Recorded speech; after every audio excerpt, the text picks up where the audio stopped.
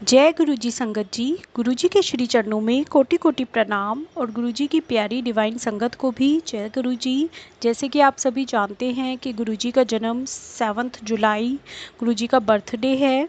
तो ये हमारा गुरु जी का स्पेशल मंथ है, गुरु जी का मंथ है। तो ये गुरु जी के बर्थडे मंथ पर ज़्यादा से ज़्यादा गुरु जी को याद करें, गुरु जी की सेवा करें, गुरु जी के सत्संग में जाएं और उनकी ढेर सारी ब्लेसिंग्स लें। इसी विनती के साथ कि आप सभी सत्संग पूरा सुन रहे होंगे। ये गुरु जी की दिव्य आभा के सत्संग इस लर्निंग नेवर एंड्स चैनल पर गुरु जी सेवा करा रहे हैं। तो इसके लिए गुरु जी का अनंतम अनंतम शुक्राना। और आप सभी सेवा कर रहे हैं गुरु जी की डिवाइन सत्संग सुनने की।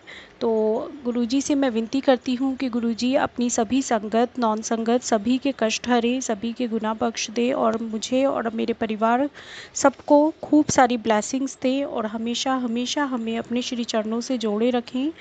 और इसी विनती के साथ मैं गुरु जी का सत्संग स्टार्ट करती हूँ गुरु जी के दिव्य मंत्र के साथ। ओम नमः शिवाय, शिवजी सदा सहाय। ओम नमः शिवाय, गुरु जी सदा सहाय। ये सत्संग लास्ट वीडियो में रिमेनिंग पार्ट इसका रह गया था, शेष पार्ट, तो वही मैं स्टार्ट करती हूँ। सत्संग 68 पार्ट 2, गुरु दर्शन पर चमत्कार। आंटी जी लिखती हैं, कपूर मीरा और उसकी सास गुरुजी के दर्शन के लिए चंडीगढ़ गए थे। वह रात को पहुंचे थे और गुरुजी ने उन्हें उसी समय लौटने के लिए कहा। वह वहां से रात्रि को 2 बजे निकले। उन दिनों पंजाब में आतंकवादी घटनाओं की चिंताओं के साथ थोड़ी दूर चलकर जब उन्होंने देखा कि चंडीगढ़ अंबाला राजमार्ग बंद किया हुआ है तो उनकी चिंता और अधिक बढ़ गई। उन्हें पंचकुला होकर जाना पड़ा। उस अंधेरी रात को अंधेरे मार्गों से गुजरते हुए, जिन पर रोशनी भी नहीं थी, कोई अन्य व्यक्ति या गाड़ी दिखाई नहीं दे रहे थे। परिवार अत्यंत भयभीत था। उन्हें कच्चे ग्रामीण मार्गों से गुजरना पड़ रहा था। मीरा ने दिशा निर्देश के लिए गुरुजी से प्रार्थना करी। उसकी सास सोच रही थी कि गुरुजी इस समय अचानक कहाँ से आकर सहायता करेंगे। उसी समय खेतों में से बड़ी दाढ़ी वाले 2 बड़े युवक निकलकर आए। वह मोटरसाइकिल पर सवार थे। मीरा ने अपने पति से कार रोककर उनसे राजमार्ग की ओर की दूरी पता करने को कहा। उन्होंने उत्तर दिया कि वह केवल 13 किलोमीटर दूर है। मीरा ने कहा कि न कोई मार्गदर्शक चिन्ह है और रास्ता इतना सुनसान है, वह केवल इतनी दूर कैसे हो सकता है। उत्तर न मिलने पर उसने फिर से प्रश्न किया। मीरा और उसकी सास अति भयभीत थे। उसकी सास तो इनको आतंकवादी समझ रही थी। यह सुनकर यह एक युवक अपना मुंह मीरा के समीप लाया और बोला कि राजमार्ग वास्तव में 13 किलोमीटर है। वहां से मात्र 200 मीटर दूर आने पर उन्हें मार्गदर्शक चिन्ह दिखाई दिया जिस पर 13 किलोमीटर लिखा हुआ था। और ठीक उतनी दूरी के बाद यह सड़क प्रिंस होटल के पास जाकर राजमार्ग से मिल गई। इतनी सुनसान, अंधेरी और भयावह रात में खेतों से निकलकर उनको दिशा और दूरी बताने कौन आया था। जय गुरुजी, अनंतम अनंतम शुक्राना गुरुजी। गुरुजी चाट खाने गए। यद्यपि गुरुजी की सहायता कभी कभी विदित होती है, अनेक बार उनके ढंग रहस्यपूर्ण और निराले होते हैं। उनकी क्रियाशैली और शब्दों को समझने के लिए अपने मस्तिष्क पर दबाव डालना व्यर्थ है। निम्न प्रसंग से स्पष्ट है कि उनकी दृष्टिगोचर क्रियाएं भक्त के कर्मों से संबंधित हैं। कम से कम यही समझ में आता है। क्या किसी को पता है कि वास्तव में वह क्या करते हैं? गुरुजी ने मीरा और श्रीमती सब्बरवाल को प्रतिदिन बड़ा मंदिर जाने को कहा था।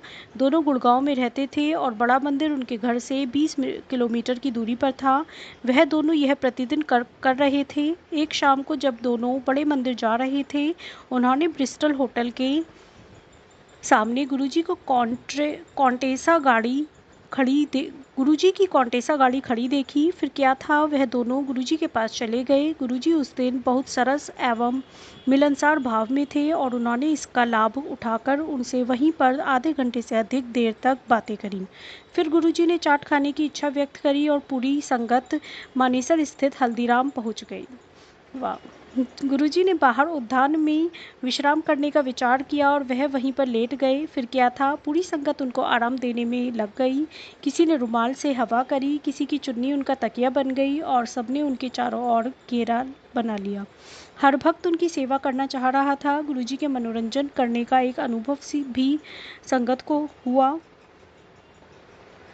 निकट ही खड़े हुए एक चिकित्सक पास आए और अपना परिचय देते हुए उन्होंने पूछा कि क्या वह कोई सहायता कर सकते हैं, क्योंकि भूमि पर लेटे हुए सज्जन की अवस्था ठीक नहीं लग रही थी।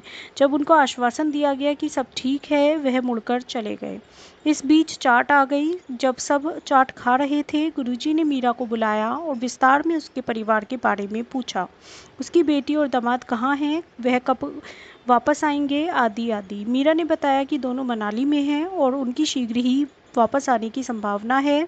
शीघ्र ही पर्यटन समाप्त हो गया और सब आनंदपूर्वक अपने घरों को लौट गए। एक मास के पश्चात गुरुजी का हल्दीराम जाने का कारण समझ आया। एक लाल बत्ती पर मीरा की बेटी और दामाद की नई गाड़ी दुर्घटनाग्रस्त हो गई। पीछे से एक ट्रक ने आकर मारा था। कार बुरी प्रकार से क्षतिग्रस्त हुई थी। मीरा की बेटी ने उसको फ़ोन किया और गुरुजी को इस घटना के बारे में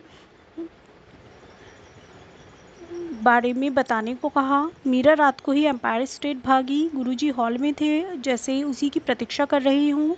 उसने कहा कि एक दुर्घटना हुई है। गुरुजी ने दुर्घटना का स्थान बता दिया, ग्रेटर कैलाश के गोल चक्कर पर। उसने कहा कि उसके दामाद को एम्स ले जा रही हैं, किंतु गुरुजी ने उसे भद्रता से बताया कि उसे वसंत कुंज में स्थित इंडियन स्पाइनल इंजरीज सेंटर, भारतीय मेरुदंड क्षति केंद्र में ले जाया जा रहा है, जैसा कि उसकी बेटी ने अंतिम क्षण में बताया था।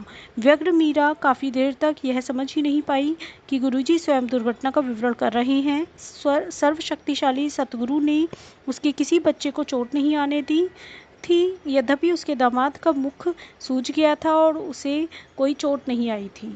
जय गुरुजी, अनंतम शुक्राना गुरुजी। बाद में मीरा को बताया गया कि दुर्घटना के समय गुरुजी अपने कक्ष में टहल कदमी कर रहे थे। वह कहती है कि गुरुजी ने उसके दामाद की पीड़ा अपने ऊपर अंतरित कर ली थी। उन्होंने उसको कहा कि वह उसके साथ हैं और वह थोड़ी सी भी चिंता न करे। मीरा कहती है कि एक माह पूर्व चाट के समय गुरुजी को इस दुर्घटना का पूर्वाभास हो गया था और परिवार के बारे में पूछकर उन्होंने दुर्घटना को और गंभीर होने से बचाया था। जय गुरुजी, अनंतम शुक्राना गुरुजी। दुकान पर विचित्र घटनाएं। गुरुजी ने छद्मवेश करोल बाग में स्थित मीरा की दुकान पहुंचकर उसे व्याकुल कर दिया। वह या तो उनके कष्ट दूर करने के लिए पहुंचे थे या फिर उनको कुछ देने के लिए, पर वह कभी भी उस वेश में नहीं पहुंचे जिसमें सब भक्त उनको देखते रहते हैं। वह उन पर समृद्धि की वृष्टि करने के लिए उनसे धन भी ले गए। मीरा को सदा केवल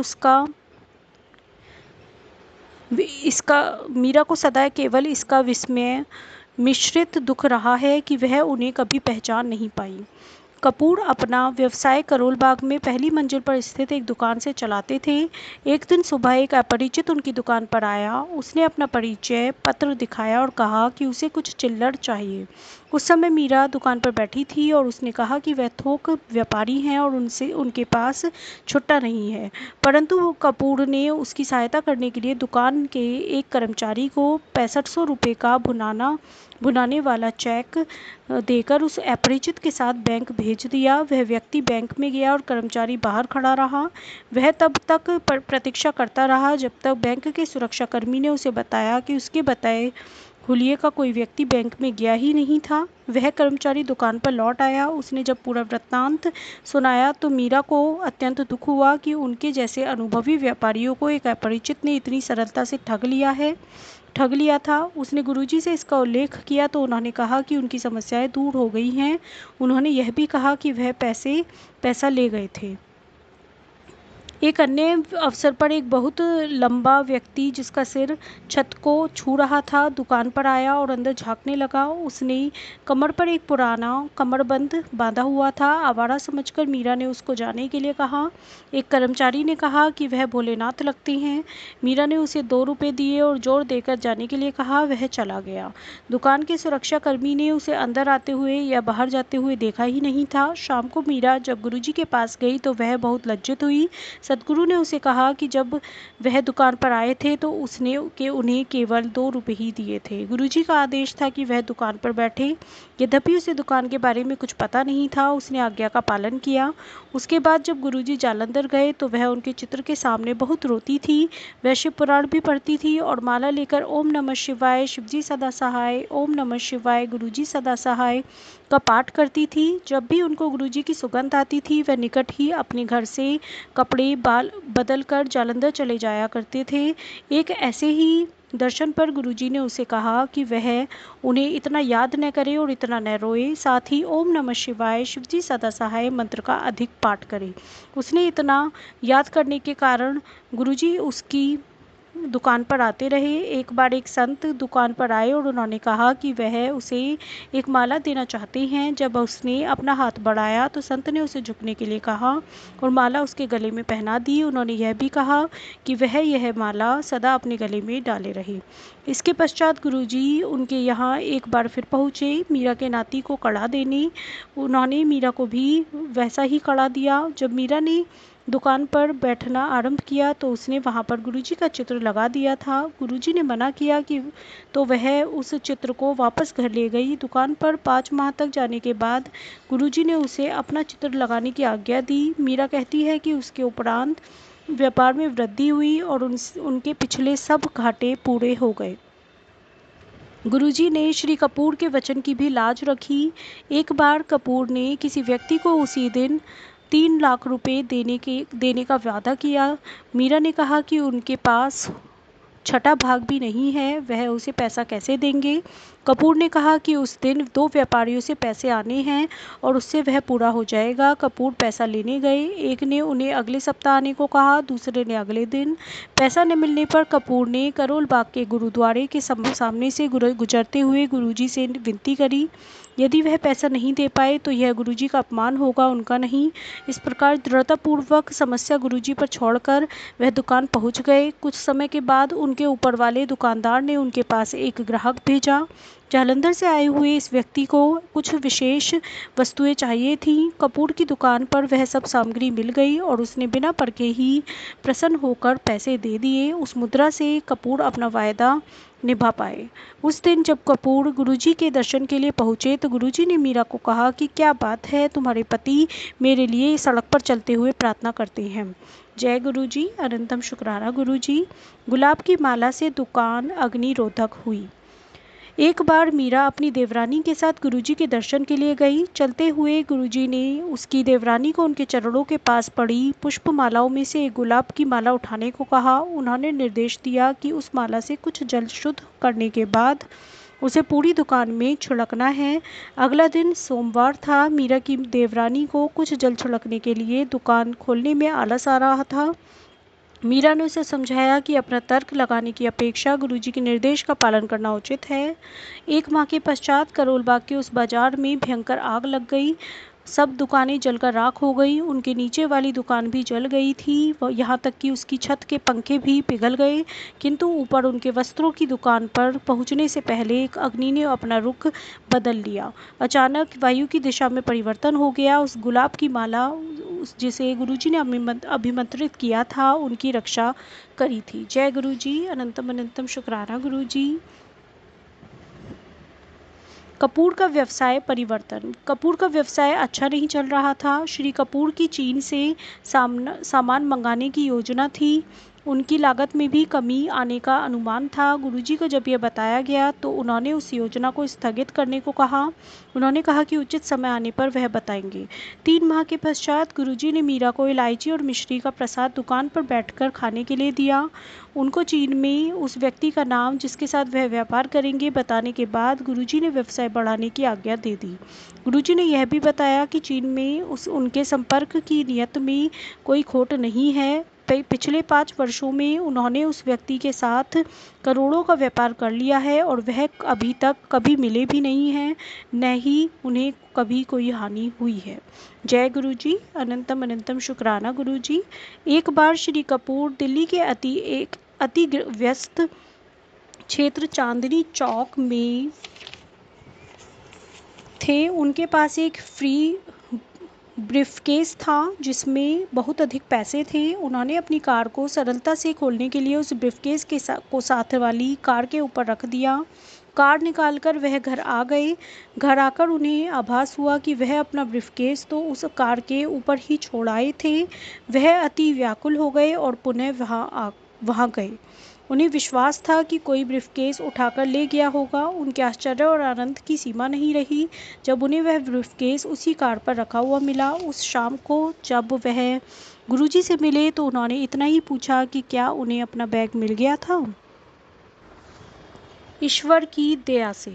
केवल मीरा गुरुजी की दया से लाभान्वित नहीं हुई, उसके परिवार के अन्य सदस्य, पड़ोस की दुकान का एक कर्मचारी और चिकित्सा विभाग की अध्यक्षा सबको गुरुजी का आशीर्वाद प्राप्त हुआ है।